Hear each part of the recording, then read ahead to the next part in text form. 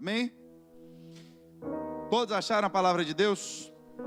1 Coríntios capítulo 11, 20 e 21 diz assim: de sorte que, quando vos ajuntais num lugar, não é para comer a ceia do Senhor, porque comendo, cada um toma antecipadamente a sua própria ceia, e assim um tem fome e o outro embriaga-se. Feche seus olhos. Pai, estamos na tua casa nessa noite, Deus, para compreendermos a tua palavra. Que o Senhor fale com o teu povo, com a tua igreja nessa noite. Nos dê um momento, Senhor, espiritual da tua parte, com entendimento vindo pelo teu Espírito Santo. É o que te pedimos em nome de Jesus. Queridos, eu lendo a palavra de Deus, e tem textos que nós lemos, mas tem horas que Deus nos mostra algo por uma perspectiva diferente. Quando nós vamos ler o texto que está em Mateus 25, não precisa você abrir sua Bíblia, do verso 31 ao verso 46, você vai ver o próprio Jesus, ele está falando a respeito do final dos tempos. O capítulo de Mateus, ele vem ali já falando com seus discípulos sobre a sua volta e como seriam os sinais. E ele entra em um ponto muito interessante, porque ele começa a falar agora que quando o Filho do Homem vier em sua glória, ele já começa a falar de quando ele estiver aqui. Diz que todos os santos anjos com ele vão se assentar no trono da sua glória, e todas as nações serão reunidas diante dele. E aqui ele descreve um cenário de julgamento, e diz: e ele apartará uns dos outros, e fala em bodes e ovelhas. Ele apartará uns dos outros, como aparta bodes e ovelhas. Ele fala de duas categorias, fala de bodes e de ovelhas. Nesse julgamento, ele vai dizer que as ovelhas, elas serão chamadas benditas do Pai, e entrarão para o gozo eterno. Mas já o que ele classificou como aquela separação de bodes, ele diz que esses irão para o castigo, diz que esses irão para o tormento eterno, mas os justos para a vida eterna. É interessante, e eu vou falar de dois aspectos. Um é da parábola, como se fosse uma parábola, mas do exemplo em que ele diz que o pastor se assenta para separar ovelhas de bodes. E eu queria lhe dizer que não é todo mundo que sabe diferenciar uma ovelha de um bode. Não é todo mundo. São bem parecidas. É interessante porque nós estivemos ali no interior e o que mais a gente viu esse período lá foi ovelha e bode. E é difícil, irmãos, para a gente que é da cidade, você olhar uma e outra e você saber classificar o que é ali naquele meio, ovelha e bode, porque bode, a fêmea do bode é a cabra, não é a ovelha, é bode e cabra, ovelha e carneiro. Então ele está falando aqui de coisas distintas. Porque ele falou de um macho e de uma fêmea, você pode se confundir. Ele falou que vai separar bodes de ovelhas. Ele está falando que são parecidas, mas são de espécies diferentes. E não só de espécies, como de gêneros diferentes. Ele fala de duas espécies e de dois gêneros diferentes. Ovelhas e bodes, com destinos totalmente diferentes. Isso lembra um pouco para nós aquela parábola também que ele falou sobre o trigo e o joio.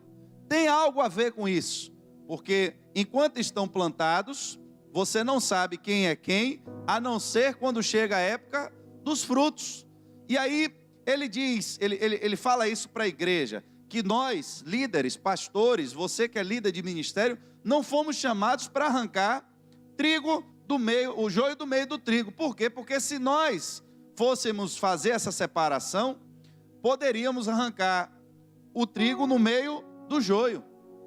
Não cabe a nós. É por isso que quando chega esse momento da ceia, e eu gosto, eu aprendi isso com o nosso pastor, o pastor presidente dessa casa, o pastor Davi, porque ele tem um exemplo muito forte. Durante muito tempo, esse momento da Santa Ceia, ele foi transformado em um ritual. Um ritual. Aqui eu vou abrir um parêntese, porque eu comecei lendo um texto falando sobre a ceia. E você vai ver o que é que eu quero trazer para você nessa noite. A Bíblia hoje, você tem a Bíblia na mão, a Bíblia está impressa. Então não tem como você não ler a Bíblia e não ver que está escrito algo a respeito da Santa Ceia. Porque você vai ler nos evangelhos que Jesus participou da ceia, você vai ler. Mas e quando a igreja não tinha Bíblia? Se você começar a considerar que talvez esses evangelhos, quando começaram a ser escritos, já tinham 80 anos que Jesus já tinha morrido. Como é que a igreja no início se portava? Então, o próprio Jesus, ele disse: eu quero que vocês marquem um memorial. Eu quero que vocês repitam essa cerimônia para se lembrar dela. Porque tem coisas, irmãos, que às vezes a gente faz e depois a gente vai se esquecendo. Então, nós fazemos culto. Se eu perguntar como foi o culto do primeiro ano de inauguração dessa igreja, vai ter muita gente que nem aqui não estava. Mas alguém que estava lembra. Mas pode ter sido que naquele momento, quando fizeram o primeiro culto aqui nessa igreja, alguma coisa marcou. E pode ser que alguém tenha dito: olha, todos os aniversários da igreja, a gente vai repetir esse memorial para a gente se lembrar de alguma coisa. Quando o povo passou pelo meio do Jordão, Deus disse: pegue as pedras do meio do rio, para que vocês não esqueçam que vocês um dia passaram pelo meio do rio a pés enxutos. Então, existem marcos, existem memórias que nós guardamos para nos lembrarmos de coisas. Às vezes você guarda o convite da sua formatura, não é porque você esquece, mas você guardou lá, botou num quadro bonitinho. Você guarda fotos do seu casamento, você guarda recordações para não lhe deixar esquecer de momentos que para você foi importante. E para Jesus esse momento foi um momento tão importante do ministério dele, que ele pediu aos discípulos, enquanto ninguém tinha Bíblia, enquanto ninguém, nem talvez nem todos ali, ou a maioria deles não soubessem nem ler, ele disse: olha, todas as vezes que vocês se reunirem como igreja, repitam essa cerimônia, repitam esse ato, para que vocês não esqueçam. E todas as vezes que vocês se reunirem, vocês vão se lembrar do ato e o que ele significa. Porque quando você repete o ato, você é obrigado a explicar por que você tem que fazer ele. É por isso que nós celebramos a ceia do Senhor. Mas aí nós agora nos pegamos. Jesus, ele pediu isso para nós, para relembrarmos o ato. Que ato? O ato da sua morte, para perdão dos nossos pecados. Aí, Jesus agora falando da sua vinda, ele diz que vai separar bodes de ovelhas, vai separar justos de injustos. Então, no mesmo ato da ceia, como foi que Paulo agora nos ensinou? Não é o pastor que vai dizer aqui quem está em pecado e quem não está, não é. É você que vai ter que examinar você mesmo. Por quê? Porque nem pastor e nem líder tem autoridade para arrancar trigo do meio de joio. A gente vai ensinando, vai ministrando a palavra, vai advertindo, mas chega uma hora, irmãos, que a nossa visão humana, a nossa capacidade, ela é limitada. Por quê? Porque a gente consegue ver o que você faz na igreja, consegue ver o que você posta nas redes sociais, e às vezes quando a gente olha, observa, a gente chama alguém, conversa, explica e diz: olha, meu irmão, o seu comportamento não está um comportamento bom, não está de acordo com a palavra de Deus. Mas tem gente que faz as coisas escondido. Como é que a gente vai ver? Como é que o seu líder vai ver? Como é que o pastor vai ver? Só que Deus está falando que essas coisas, elas não ficarão ocultas para sempre, que um dia haverá um julgamento, que será colocado um trono, e você pode ter enganado o pastor, você pode ter enganado o líder, você pode ter enganado quem você quiser, mas na hora que você chegar diante do trono de Deus, o que é bode vai ser bode, e o que é ovelha vai ser ovelha. Não dá para poder enganar o juízo de Deus, porque para ele a diferença entre ímpio e justo é tão nítida para ele como é uma diferença entre um bode que é macho e uma ovelha que é fêmea, que são de espécies e gêneros diferentes. Para ele vai ser nítido o que é trigo e o que é joio. Para nós ainda não. Só que o que é que nós queremos entender então nessa noite dessa palavra? É que se ele está falando que haverá um juízo, que haverá um castigo e que ele vai fazer essa separação, eu acho que o primeiro impulso do nosso coração é pensar que ali ele vai dizer: ali vão ser separados os ladrões, ali vão ser separados os assassinos, vão ser separados os estupradores, os homens perversos, os homens maus. Eu acho que esse é o sentimento do nosso coração, se nós pensássemos no juízo da condenação de Deus. E isso também é uma verdade, não é uma mentira, que todos aqueles que descumprem a lei de Deus, eles também vão para o inferno. Mas, falando desse julgamento, Jesus não usou nenhum desses exemplos. Ele não falou do ladrão, ele não falou do assassino, ele não falou do estuprador, ele não falou do perverso, ele não falou de ninguém. Mas ele fez questão, irmãos, de ressaltar algo que nós vamos nos esquecendo com o tempo. Assim como ele deixou o memorial da ceia para que lembrássemos dele, da sua morte, do perdão dos nossos pecados, ele deixou esse exemplo registrado na Bíblia, em que haverá uma separação entre justos e injustos, que ele vai com seus anjos separar os que vão entrar no céu dos que vão para o inferno. Só que agora nessa separação, ao invés de falar de pecados que nós como homens, estou falando aqui como homens, nós julgamos pecados muito brabos, pecados terríveis. Só que se ele pudesse usar aqui o pior exemplo de pecado, ele fala da falta de misericórdia. Ele fala de pessoas que viram pessoas com fome, viram pessoas nuas, viram pessoas que estavam presas, doentes, e não fizeram nada por essas pessoas. E aqui, irmãos, a gente tem que ter alguma forma de nos saculejarmos nessa noite. Porque às vezes nós olhamos para nós mesmos e enxergamos que já estamos bem espiritualmente. Nos enxergamos que já estamos cumprindo todos os mandamentos. Chegamos igual aquele jovem diante de Jesus: o que é que me falta ainda para herdar a vida eterna? Não, cumpre os mandamentos, isso aí para mim está nota 10, já estou pronto para ir para o céu. Aí Jesus diz: então agora, olha e vê se não encaixa exatamente com esse exemplo. Pegue tudo que você tem, vá, venda e dê o dinheiro aos pobres. Depois você vem e me segue. É exatamente a mesma coisa. Jesus não estava contando essa parábola aqui apenas para dizer aos discípulos uma situação que viria, mas para nos alertar de um julgamento que às vezes nós não nos damos conta dele. E pior, irmãos, e nós precisamos ter mais atenção na nossa geração, porque estamos debaixo de uma sentença que foi dada pelo próprio Jesus, que por se multiplicar a iniquidade, nesse tempo o amor se esfriaria, e tem se esfriado mesmo, irmãos, porque os homens têm sido cada vez mais perversos. Eu tive esses dias numa loja onde eu compro frutas, e quando eu chego lá, eu vi aquele rapaz, o dono da loja, transtornado. Ele estava virado. Eu acho que se ele tivesse um pedaço de pau ali, ele tinha arrasado a vida do cara. Mas e o que foi que aconteceu, pastor? Ele me contava que chegou o rapaz dizendo que estava com fome no estabelecimento dele, mas que não queria dinheiro, queria comida.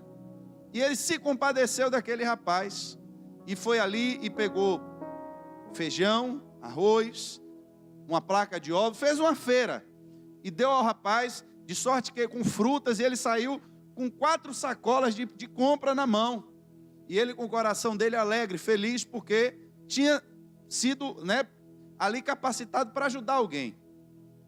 Ele disse que no final da tarde chega um cliente dele e, sem saber do ocorrido, comenta com ele: rapaz, é por isso que o país não funciona. Ele disse: o que foi que aconteceu, amigo? Rapaz, eu não sei quem deu, mas teve um rapaz ali na frente que chegou com umas compras na mão, tudo boa, de coisa boa, nova, e vendeu tudo por R$40. Quer dizer, o rapaz não sabia que era ele que tinha dado. Ele estava comentando com ele, não sabia que foi ele que tinha dado. Mas o cara pediu, disse que estava com fome. E aí levou, quando chegou lá, ele vendeu todas as compras que o rapaz tinha dado com um coração bom e alegre por R$40.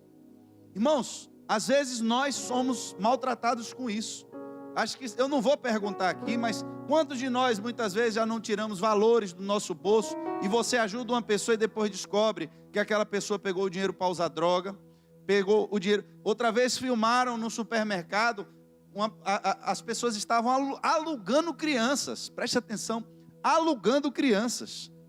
Você pegava a criança, alugava a criança, o bebê, ia para dentro do supermercado e pedia leite. Aí a pessoa via, não é dinheiro, não é para a criança aqui, e lhe dava o pacote de leite. Já tinha um grupo lá fora, numa fila de táxi que ficava, que estava ali só esperando para comprar o pacote de leite pela metade do valor.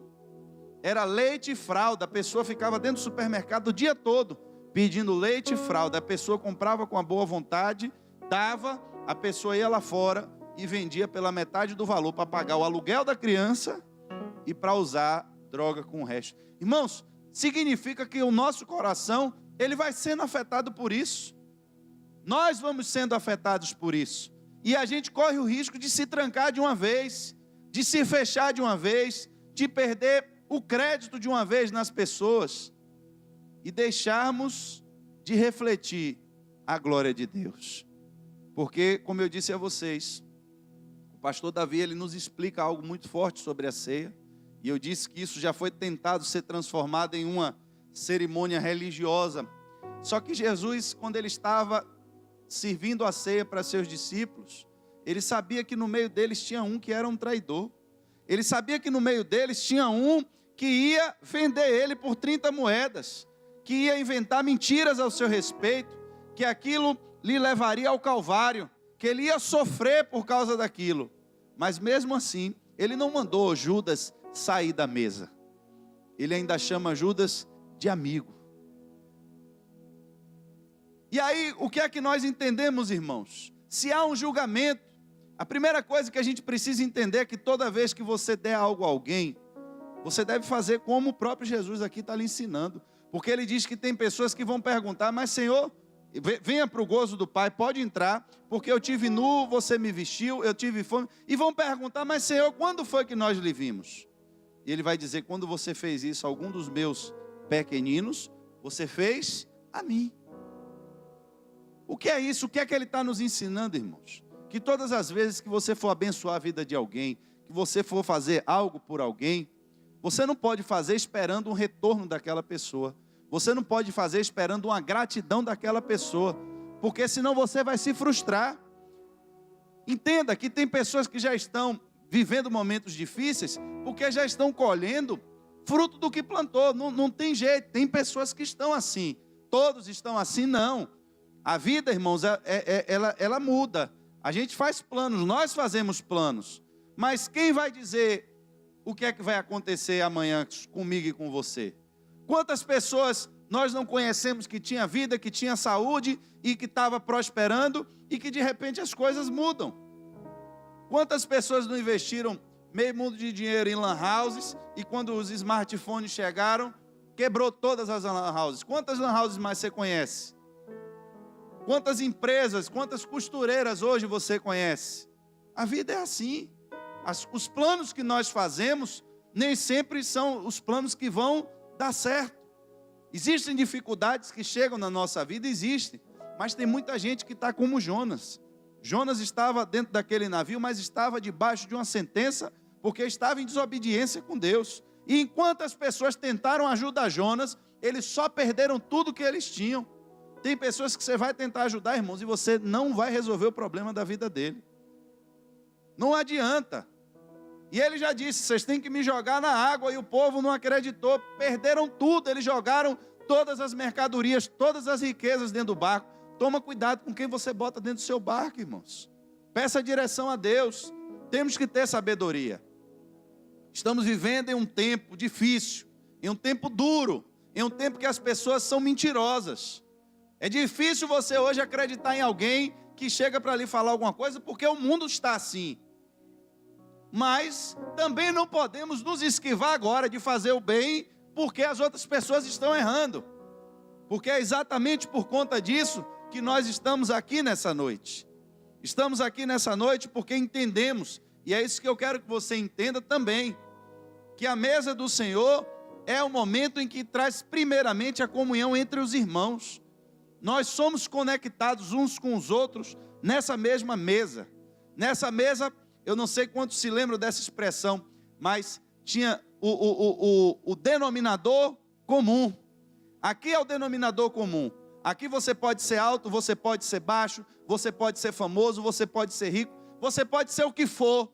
Dentro da sua qualificação e da minha, nós vamos achar algo na nossa vida que se chama pecado.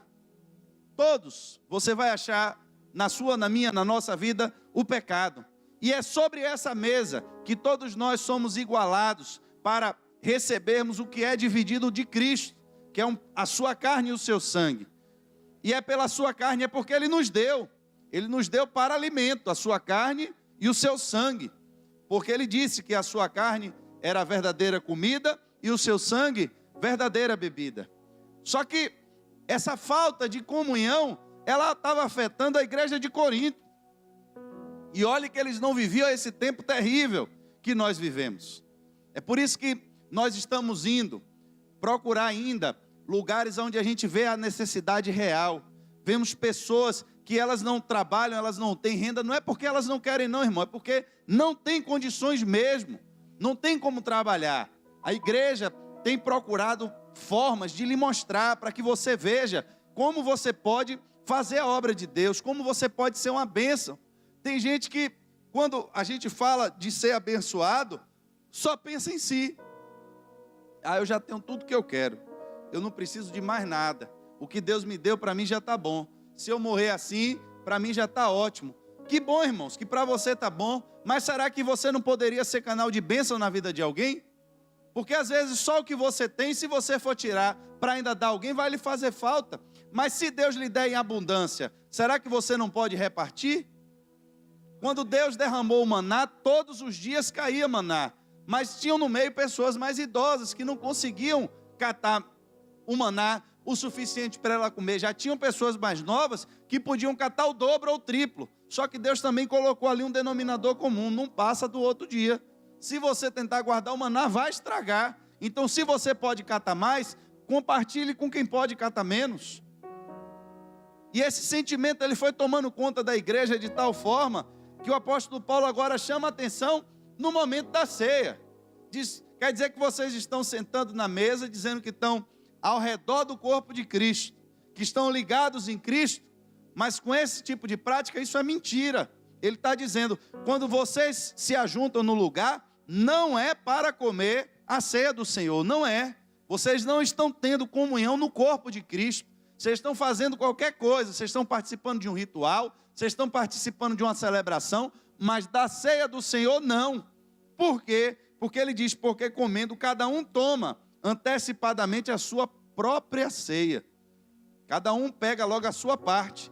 E aí no meio da ceia, um tem fome e o outro está embriagado. Ou seja, um está passando necessidade e o outro está lá esbaldando do que está comendo.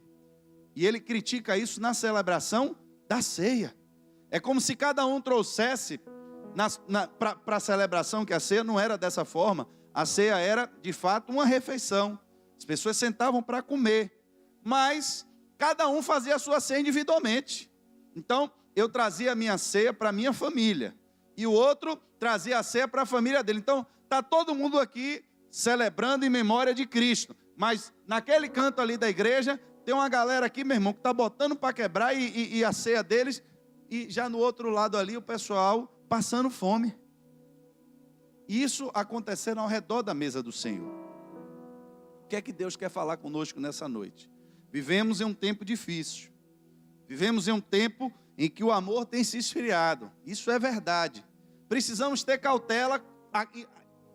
Como vamos ajudar alguém? Precisamos ter muito cuidado. Como vamos ajudar alguém? Hoje precisamos ter cuidado até quem nós colocamos dentro da nossa casa. Precisamos ter todo cuidado. Mas não podemos usar, irmãos, nenhum desses fatos ou argumentos para nos esquivarmos de cumprir o mandamento de Deus. Temos que procurar formas de viabilizar aquilo que Deus deixou. Temos que nos interessar pela obra de Deus, porque a gente só pensa que vai para o inferno o homem que matou o outro, só vai para o inferno o que roubou. Mas Deus está dizendo que quando nós deixamos de fazer essas coisas, porque não estamos deixando de fazer para as pessoas, Ele está dizendo que estamos deixando de fazer para Ele. Chega um mestre da lei e pergunta a ele: qual é o maior mandamento? Aí ele não vai dizer, não é não matarás, não é não roubarás. Não, o maior mandamento ele vai dizer: amarás o Senhor teu Deus de toda a tua alma, de toda a tua força, e ao teu próximo. Olha aí, 2 mandamentos grandes. O primeiro a gente tem lembrado, mas talvez o segundo, irmãos, a gente precise ser relembrado pelo Espírito. Precisamos amar de fato o nosso próximo. Não adianta a gente estar numa igreja, porque eu estou falando isso, porque a igreja de Corinto, se formos comparar, meu irmão, mas minha igreja é pentecostal. Minha igreja, você precisa ver quando começa o louvor, que Paulo dá aquela nota lá e dá uma soprada no ouvido de Lucas. Aí, meu irmão, entra um mistério e é profecia e é rodando e aquela coisa toda, e Deus cura e liberta. Amém, irmãos? Se você for ver os dons espirituais que tinha na igreja de Corinto, você vai ficar com vergonha de sua igreja. Vai ficar com vergonha do pastor. O pastor da igreja de Corinto era Paulo. Está lá, Paulo lá, pastor. Depois, quando ele sai, deixa ainda um homem cheio do Espírito Santo chamado Apolo. Igreja cheia do Espírito Santo, cheia de Deus. O homem teve que dizer, espera aí que a gente vai fazer uma ordem aqui. Primeiro você cura os doentes, depois o outro profetiza, depois o outro interpreta as línguas. Porque, irmãos, era muita manifestação do Espírito de Deus. Mas o fato da igreja estar cheia do Espírito Santo de Deus não estava tendo comunhão. Porque um estava com diferença com o outro. Um estava formando grupos. O grupo dos que comem muito, o grupo dos que não tem nada para comer. O grupo dos pentecostais e o grupo dos incrédulos. O grupo dos que creem no mistério de Deus e no grupo dos que acham que isso é palhaçada. Irmãos, vamos acabar com isso. Essa mesa aqui, ela nivela todo mundo igual. Todo mundo é pecador, irmãos. E se não fosse essa graça, e se não fosse essa misericórdia, para onde estaríamos nós? Aí o sabidão pergunta a Jesus, e vem cá, me explica aí, então, quem é meu próximo? Porque eu não entendi direito essa mensagem. Já reparou que quando a coisa é contra a gente nunca entende? Minha avó brincava assim, dizia que quando mandava o filho fazer alguma coisa, né? Ô, minha filha, vai lavar os pratos, o quê? Vai lavar os pratos. Os que estão na pia ou os que estão fora. Agora se dissesse assim, tem R$1 aqui, ninguém pergunta 2 vezes, já entendeu tudo, já veio pegar seu dinheiro. Quando você manda alguém fazer alguma coisa, a pessoa pergunta 10 vezes, quer entender tudo, quer saber todos os detalhes, mas se você disser, o dinheiro está aqui, a pessoa primeiro pega e depois quer saber o que vai fazer. Me dê esse dinheiro aí logo para cá, depois a gente descobre o que a gente vai fazer. Então, a Bíblia é assim também, está ensinando. Jesus disse, olha, você tem que amar o seu próximo, como você mesmo. Aí ele quer criar dificuldade para Jesus. Quem é o meu próximo? Eu acho interessante porque a resposta de Jesus também inverte a pergunta que ele fez. Porque ele estava perguntando quem era o próximo para ele ajudar. Jesus vai dar o exemplo e vai dizer que passou o sacerdote, passou um levita e passou um samaritano. E tem um homem lá que ele não identificou, não disse de onde era, só disse que estava indo de Jerusalém para Jericó. E os assaltantes pegaram ele, encheram de porrada e largaram no chão. O sacerdote passou, não fez nada. Depois passa o levita também, não fez nada. Aí ele diz que o samaritano pegou, cuidou do cara, botou ele na hospedagem, pagou pela despesa dele e ainda disse que na volta arcaria com toda a necessidade que ele tivesse. Aí ele pergunta agora, quem foi o próximo do que estava machucado? Observe, ele está são e está perguntando quem é o próximo para ele ajudar.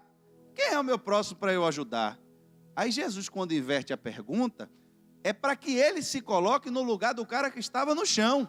Não era para ele estar no lugar do samaritano. A gente lê isso e acha que Jesus estava querendo colocar o cara para dizer assim, não, o samaritano, né, que tinha rixa e tal. Não, não era para isso aí. Era para perguntar, se fosse você, o cara que estivesse no chão, caído, todo quebrado, e aí passou o sacerdote, não lhe ajudou. Passou o levita e não lhe ajudou. Aí passou seu inimigo, passou uma pessoa que você julga que é de uma religião que não merece a sua atenção. Uma pessoa que é de uma religião que veste umas roupas diferentes e que você olha para aquelas pessoas com desprezo. Você olha para aquelas pessoas e acha que elas não merecem a salvação. Você acha que elas são seus inimigos. Só porque elas têm outros conhecimentos aí, seguem outros deuses, você não quer conta com essas pessoas. Mas se foi ele que passou e lhe ajudou, quem é o seu próximo? Quem é o próximo daquele homem que foi ajudado? A resposta muda. Você se colocando como a vítima, aí você vai descobrir quem é o seu próximo. E aqui, irmãos, se alguém foi vítima dos nossos pecados, foi Jesus. Eu digo isso sempre, quando nós participamos dessa ceia, nós temos que participar com a consciência de que foi os nossos pecados que levou ele para a cruz. Foi o romano que matou ele, não foi o povo judeu, não foi Judas que traiu Jesus. Mas você tem coragem de chegar diante da mesa e dizer a ele que você crê e sabe, toma posse de que foi pela sua culpa que ele morreu. Foi pela minha culpa, pelo meu pecado. Eu sou o culpado de Jesus ter morrido na cruz. E quando eu assumo essa culpa, eu tenho que assumir também agora o meu perdão. Porque eu só me aproximo daquele que eu causei a morte, se eu acreditar também que ele me perdoou. Só que ele me perdoou porque ele me amou. Mas porque ele me amou, ele também deixou uma ordem para mim. E disse, em João 13, 34 ao 35, um novo mandamento vos dou, que vos ameis uns aos outros. Como eu vos amei a vós, que também vós, uns aos outros, vos amei. E é nisso que todos conhecerão que sois meus discípulos, se vos amardes uns aos outros. Sabe, irmãos, eu louvo a Deus pela vida dessa igreja, porque temos procurado fazer, muito pouco, mas temos procurado ir nos hospitais. Eu já ouvi aí que talvez venha missão presídio por aí, já ouvi, talvez tenha aí uma missão presídio feminino que espere aí, que parece que as mulheres vão invadir, viu? Posso ouvir um glória aí? Temos visitado aquelas pessoas 5 horas da manhã no projeto Domingal. Assim que a poeira baixar mais aí, a gente está de volta com esse projeto. E Deus já salvou muita gente através desse projeto. Agora estamos com um missionário no meio do sertão brabo, lugar onde não tem nada. É pouco, irmãos, é pouquíssimo. Mas Deus está lhe dando a oportunidade de investir no reino, de fazer a obra dele. Ah, pastor, mas eu abençoei a vida do irmão e o irmão nem olhou mais na minha cara. Então, se você abençoou o irmão, dando ao irmão, você se atrapalhou. Porque a Bíblia lhe ensinou a fazer isso, vendo não o irmão, mas você dando como se estivesse dando ao próprio Jesus. E aí estamos reunidos na mesa do Senhor nessa noite para participar da ceia. Agora eu lhe pergunto, e quanta gente dentro da igreja às vezes está de rixa aí um com o outro? Um sem falar com o outro, por causa de uma besteira, por causa de uma bobagem. Como é que nós vamos participar do mesmo corpo, se há divisão no meio do corpo? Como é que nós vamos participar do mesmo momento, se há indiferença no meio desse momento? Onde é que está o amor? Onde é que eu tenho que suportar o meu irmão? Se eu entendo que Jesus teve que me suportar, que ele teve que pagar pelo meu pecado, mas mesmo assim ele me perdoou. Aí eu entro nessa mesa, que ela me nivela junto com você e com todos os outros. E aí eu fico com diferença agora com o irmão, e se for para trabalhar com aquele irmão eu não vou. Irmãos, vamos acabar com isso dentro da igreja. Vamos acabar com isso no mundo. Não é só dentro da igreja, você é crente, você trabalha, você se relaciona com pessoas lá fora. E você tem que mostrar a diferença na sua vida. Você tem que mostrar o perdão de Deus através da sua vida. Você tem que mostrar o amor de Deus. Se você vê uma situação e que você pode ajudar, irmãos, ajude. Se você conhece a pessoa, sabe a verdade.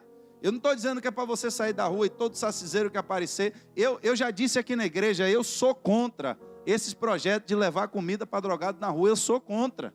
É minha opinião. Posso estar errado? Posso, e eu também tenho o direito de errar. Mas eu sou contra. Por quê? Porque a partir do momento, para mim, que você leva comida para o drogado na rua, você está mandando ele ficar lá. Eu acho que você deve dar uma opção a ele. Se ele quiser ir para o centro de recuperação, leve. Lá ele vai ter comida, lá ele vai ter roupa, lá ele vai ter tratamento, vai ter tudo. Mas você vai mostrar a ele que ele só vai ter os benefícios se ele se afastar do que está matando ele. Agora você ajuda a sustentar o cara que está na rua, ele não vai sair dali nunca. Qual é a força que ele vai ter para querer se libertar daquilo, se toda noite aparece uma igreja diferente para dar comida, pão, sopa para ele ficar na rua? Vamos tirar eles de lá. A igreja aqui trabalha assim, nós aqui trabalhamos assim. Nosso irmão Val com a irmã Aline, que são líderes do Ministério de Evangelismo, estão instruídos para isso. Se a gente pegar alguém que está envolvido aqui no tráfico, quiser, a gente leva para o centro. Lá ele vai ter todo o tratamento, mas na rua a gente não dá nada a ninguém. Porque não adianta. Então, eu peço a você que nessa noite nós vamos participar, mas a direção que Deus tem nos dado para essa ceia é que seja uma ceia de comunhão, uma ceia de reavivarmos o amor de Deus uns pelos outros, para que possamos de fato suportar as nossas diferenças, suportar as nossas falhas, suportar as nossas fraquezas, não só dos que estão dentro da igreja, mas dos que estão fora também, e que Deus reacenda essa chama no nosso coração, que nós podemos ser bênção na vida de outras pessoas. Você não pode pensar, quando Deus estiver lhe abençoando, só na sua vida, e dizer, mas eu não preciso de mais nada. Não, mas se Deus lhe der, será que quantas pessoas você consegue abençoar? Um poço naquela região custa 17 mil reais. Você já pensou se hoje você tivesse dinheiro para dizer, olha pastor, pode mandar furar 10 poços naquele lugar que eu vou pagar? Você já pensou se você tivesse essa oportunidade, essa condição? Mas é isso que Deus quer fazer. Eu já recebi aqui muitos testemunhos, as pessoas já me falando da oração que nós fizemos aqui na quarta-feira. Tem pessoas já contando milagres aí terríveis, coisas assombrosas que já estão acontecendo, que ninguém está entendendo, porque Deus é fiel à sua palavra, irmãos. E Ele vai abençoar muita gente nessa igreja, mas para que você também possa ser uma bênção na vida de outras pessoas, para que você possa abençoar os projetos de Deus. E precisamos entender isso, que para nós o julgamento de Deus é para punir pecadores terríveis, mas Deus está falando aqui que tem 2 mandamentos importantes. O maior de todos é amar a Deus e ao seu próximo, e que o julgamento final, o exemplo que Ele deu, foi que aqueles que não amaram as pessoas que estavam com fome, que não amaram as pessoas que estavam, esses aí vão para o castigo eterno, porque se não tem amor, não conhece a Deus. É um tempo difícil, irmãos, é um tempo que nós estamos lidando com pessoas também que são enganadoras, mas Deus está dando a você e a mim oportunidades de investirmos o nosso dinheiro, o nosso tempo em projetos sérios, em lugares que realmente estão precisando. Então, vamos participar nessa noite desse momento, vamos celebrar essa ceia, e o meu pedido é que Deus reacenda essa chama do amor no meio da igreja. É que Deus traga mais uma vez a comunhão entre os irmãos e nos impulsione a sairmos das 4 paredes para atendermos aqueles que estão necessitados, aqueles que estão sofrendo, porque eu sei que essa é a verdadeira vontade de Deus, que a sua igreja na terra, ela seja uma bênção na vida daqueles que estão perecendo. Amém?